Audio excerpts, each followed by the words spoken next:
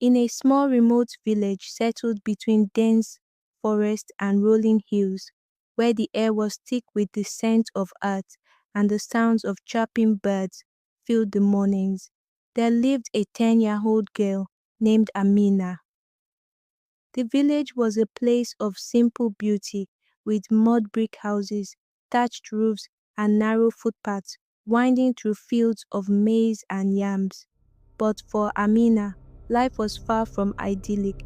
Amina was a quiet child, her large expressive eyes often downcast, as though carrying the world's weight on her tiny shoulders. She had a heart full of kindness and was always ready to help others, but her life was a relentless cycle of hardship and sorrow. Her mother, a gentle and loving woman, had passed away when Amina was just a baby, leaving her in the care of her father, Malam Bello.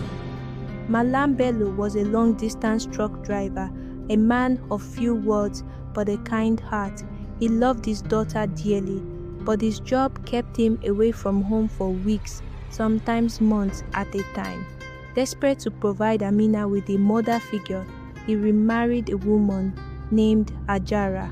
On the surface, Hajara was beautiful, tall, with sharp features and a smile that could charm anyone.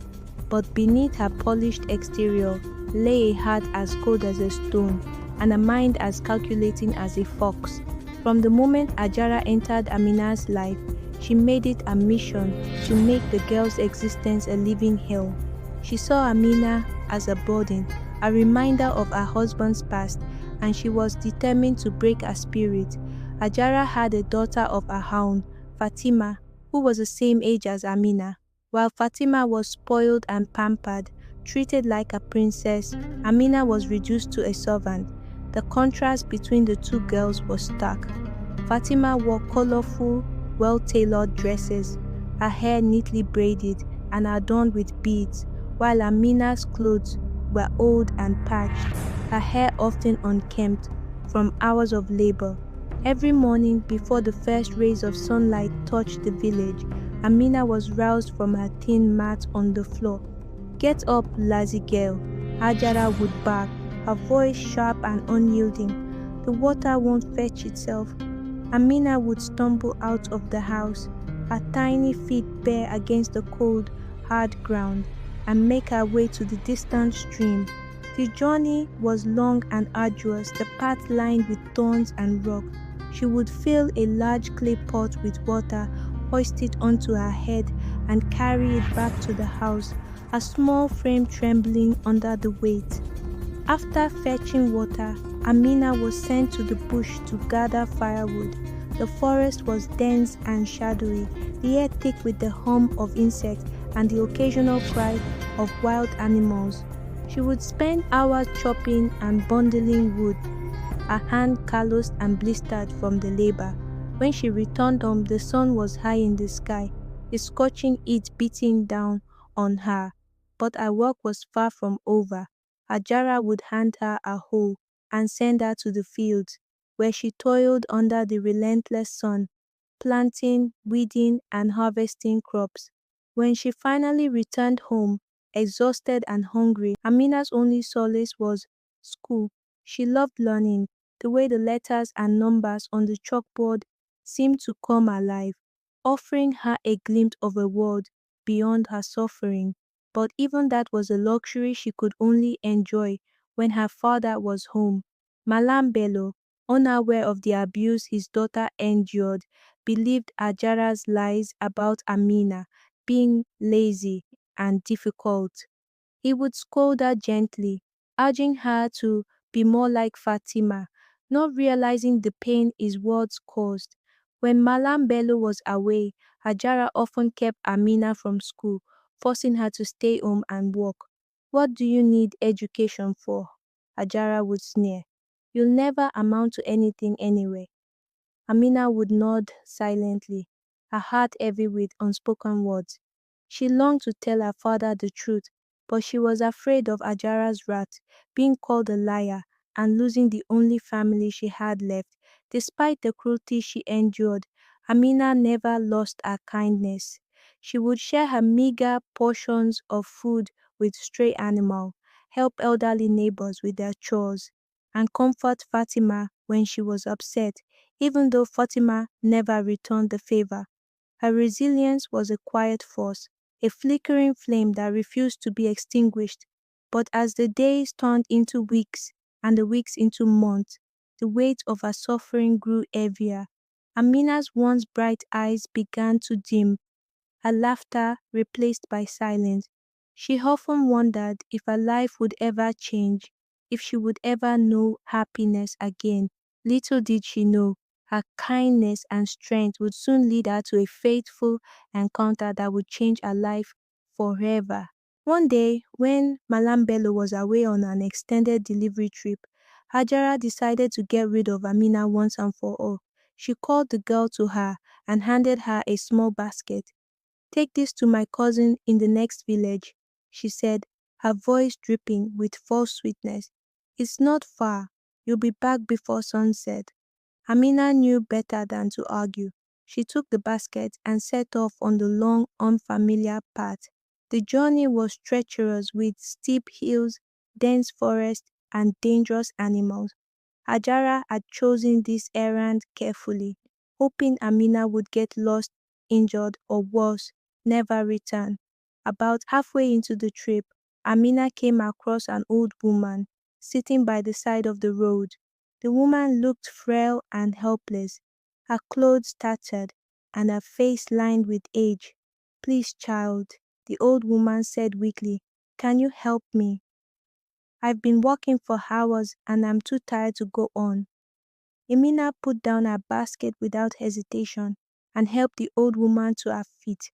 She shared her water and a little food and even offered to carry the woman's bundle. Grateful, the old woman smiled and said, "You have a kind heart, child. Not many would stop to help an old woman like me." Before they parted ways, the old woman warned Amina about the dangers ahead. "The path you're on is fraught with peril," she said. "Turn back now, or you may not return." She then handed Amina a small pouch filled with trinkets and goodies, a token of her gratitude. Amina heeded the old woman's warning and returned home, her heart lighter despite the heavy basket. When she arrived, Hajara was furious. She had hoped Amina would never come back. Seething with jealousy, she snatched the pouch of goodies and locked them away, refusing to let Amina have even a single trinket. The following day, Hajara decided that her daughter, Fatima, should go on the same errand. "If that wretched girl can return with goodies, so can you," she said, pushing Fatima out the door. Fatima, who had never walked a day, grumbled and complained as she walked down the same path. Along the way, she too encountered the old woman, but unlike Amina, Fatima was rude and dismissive. "Get out of my way, oh hag," she snapped when the woman asked for help. "I don't have time for beggars." The old woman's eyes narrowed, but she said nothing. Fatima continued on her way, unaware of the dangers that lay ahead. Without the old woman's warning, she stumbled into a patch of thorns, fell into a ditch, and was chased by wild dogs. By the time she returned home, she was covered in bruises and scratches, her clothes torn, and her spirit broken. Hajara was livid. She blamed Amina for Fatima's misfortune, accusing her of being a witch who had cursed her daughter. "You're the reason my Fatima suffered," she screamed, slapping Amina across the face. "I'll make sure you pay for this." Ajara's hatred for Amina had festered like a wound, growing more profound and venomous each day. She could no longer bear the sight of the girl, her quiet resilience, unwavering kindness, and how she seemed to endure every hardship without complaint. To Hajara, Amina was a thorn in her side, a constant reminder of her cruelty and inadequacy. She decided it was time to rid herself of the girl once and for all. One moonless night, Hajara slipped out of the house and made her way to the outskirts of the village, where a group of dangerous men were known to gather. These men were outcasts, feared by the villagers for their ruthless ways. They lurked in the shadows, their faces obscured by the darkness, their voices low and menacing. Hajara approached them cautiously, her heart pounding but her resolve unwavering. "I have a job for you," she said, her voice steady, despite the fear gnawing at her inside. "There's a girl who needs to disappear. She'll be wearing a red dress with yellow flowers. Take her and do whatever you want with her. Just make sure she's never seen again." The men exchanged glances, their eyes glinting with malice. One of them stepped forward, his voice a low growl. "And what's in it for us?"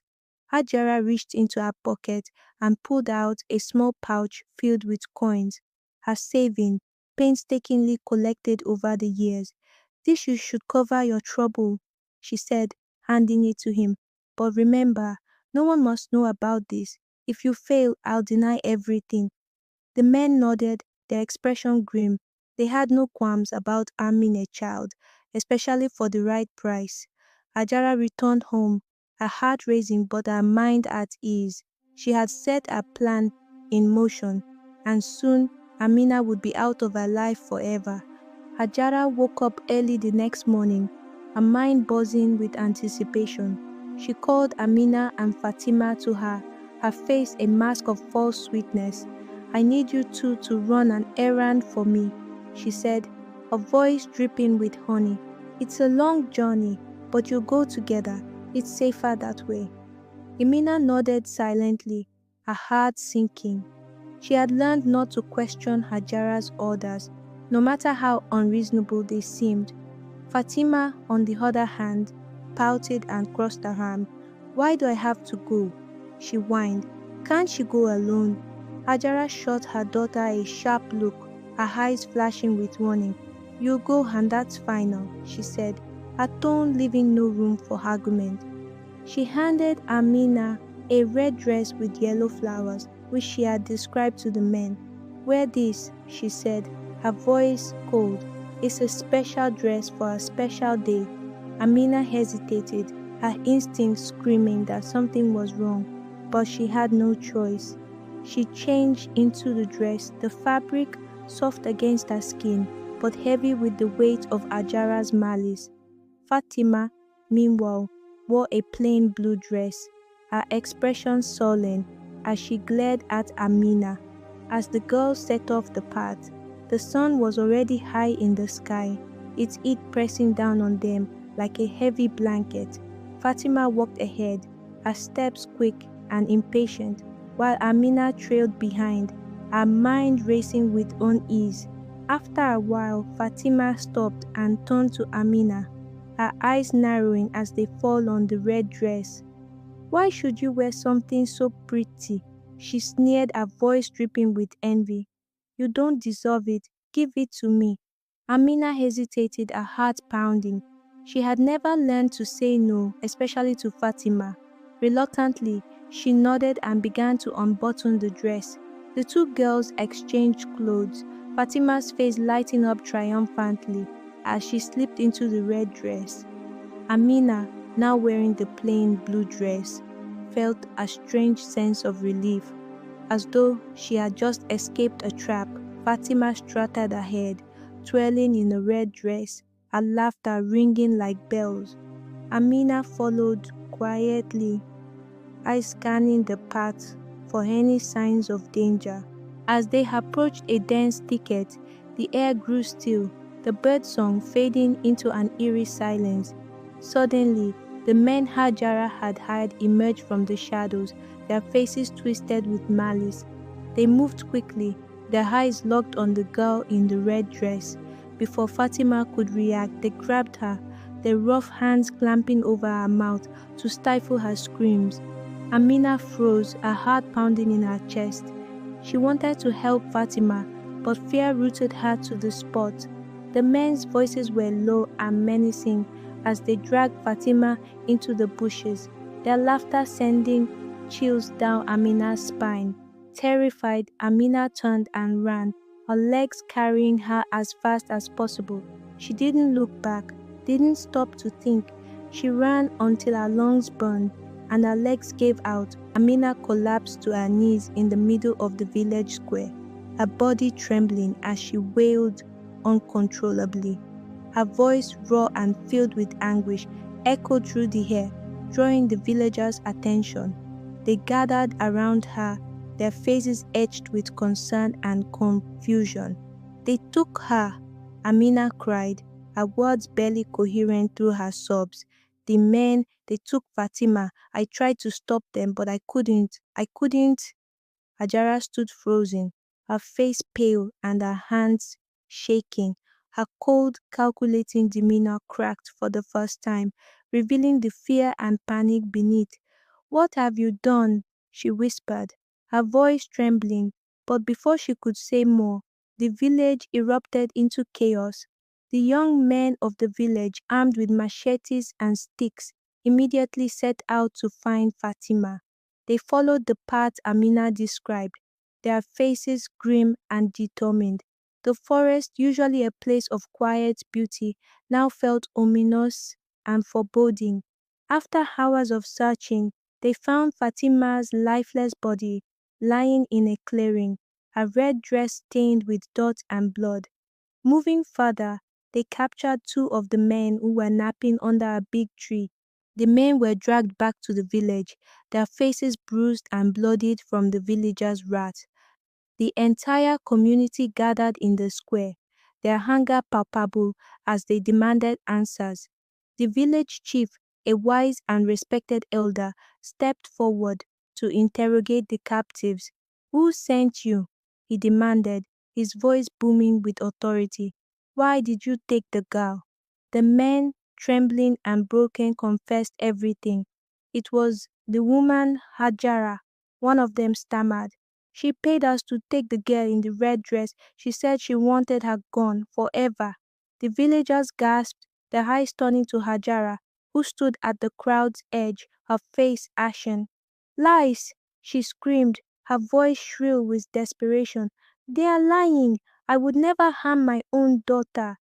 But the evidence was undeniable. Still kneeling in the dirt, Amina pointed to the red dress Hajara had forced her to wear. "She made me wear it," Amina said, her voice trembling but clear. "She wanted them to take me, not Fatima." The villagers' fury reached the boiling point. They turned on Hajara, their voices rising in a cacophony of anger and condemnation. "Murderer!" they shouted. "Witch! She deserves to die." The village chief raised his hand, silencing the crowd. "This matter is too grave for us to handle alone," he said. "We must take it to the king." A stern and just ruler, the king listened to the villagers' accounts with a heavy heart. He looked at Hajara, who was now kneeling, pleading for mercy. "Please, your majesty," she begged, tears streaming down her face. "I didn't mean for this to happen. I only wanted to protect my family." But the king's expression remained impassive. "You plotted to harm an innocent child," he said, his voice cold and unyielding. "Your actions led to the death of your own daughter. There is no forgiveness for such a crime." He turned to the villagers and declared his judgment. "Hajara shall be taken to the evil forest, where she will face the consequences of her action. May the spirits decide her fate." The evil forest was a place of dread, a dense, shadowy wilderness where the villagers banished those who committed unforgivable crimes. It was said that the forest was haunted by vengeful spirits, and no one who entered ever returned. As the villagers prepared to carry out the king's sentence, Hajara's pleas grew more desperate. "Please spare me," she cried, her voice hoarse. "I'll do anything. I'll leave the village forever. Just don't send me there." But no one listened. The villagers, their hearts hardened by her cruelty, dragged her to the edge of the forest. Amina watched from a distance, her heart heavy with conflicting emotions. She had suffered so much at Hajara's hands, but she couldn't bring herself to feel joy at her stepmother's fate. As Hajara was pushed into the forest, her scream echoed through the trees, growing fainter and fainter until they disappeared altogether.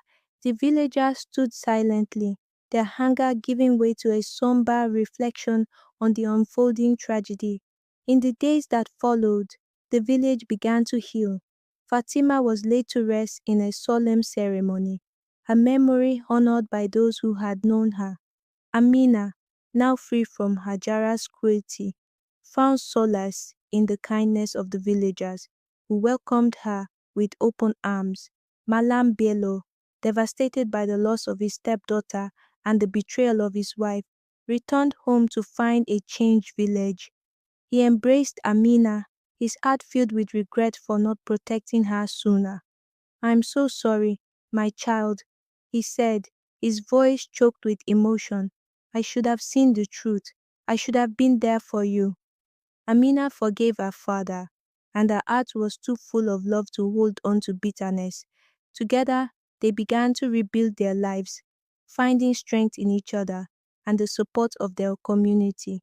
Amina's story is a cautionary tale of the dangers of cruelty and the power of kindness. She grew up to become a beacon of hope in her village, helping others who had suffered as she had. Her resilience and compassion inspired countless people, proving that it is possible to rise above and create a better future even in the face of unimaginable hardship. As for Hajara's name, it became synonymous with evil, a reminder of the consequences of hatred and selfishness.